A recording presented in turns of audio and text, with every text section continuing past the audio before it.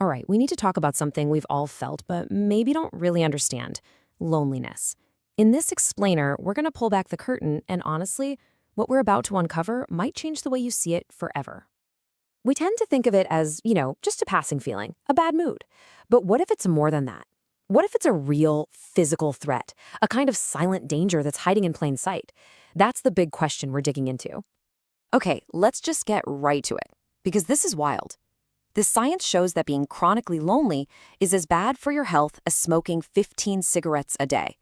Just let that sink in for a second. It's even a bigger mortality risk than obesity. So no, this is not just about feeling sad.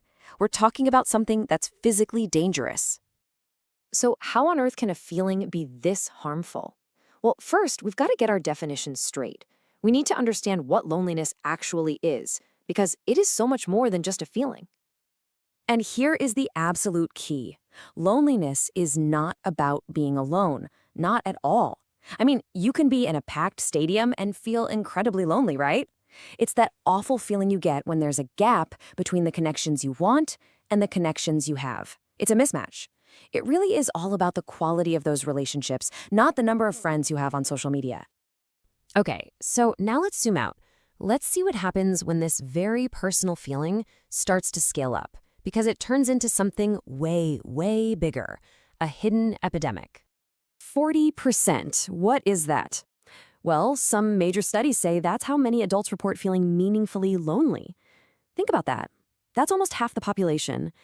This isn't some fringe issue for a handful of people. It's a massive public health crisis that's touching pretty much all of us. And what's really interesting is who is feeling this the most. If you had to guess, you'd probably picture an older person, right? That's the stereotype. But the data tells a totally different story. The single largest group reporting loneliness, it's young people, ages 16 to 24. It just goes to show how much we get wrong about this whole thing. So, we've established it's a huge, widespread problem. But how does it actually physically make us sick? This is where we get to what's happening inside our bodies. It's like a silent alarm that's constantly going off. You see, our bodies are designed to handle stress in short bursts, that classic fight-or-flight response. But when the stressor is loneliness, it's not short-term, it's chronic. It's like having a fire alarm in your house that is blaring 24/7 and you can't turn it off. Scientists have a name for the damage this causes: allostatic load.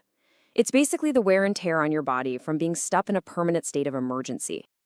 And this is the real-world consequence of that alarm that never shuts up. That allostatic load leads to some terrifying health outcomes. We're talking a 29% higher risk of heart disease, a 32% higher risk of stroke, and get this, a 50% jump in the risk of dementia for older adults.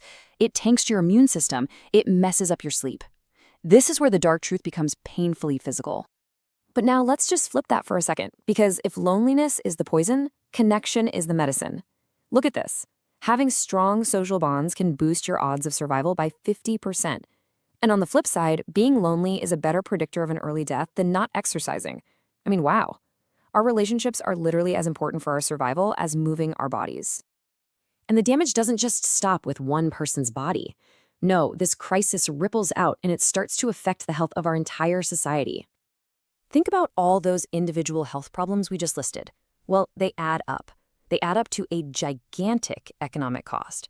We're talking billions upon billions of dollars every year in extra healthcare costs, billions more in lost productivity at work because people are unwell. This isn't just a personal tragedy, it's an economic disaster that's costing us all.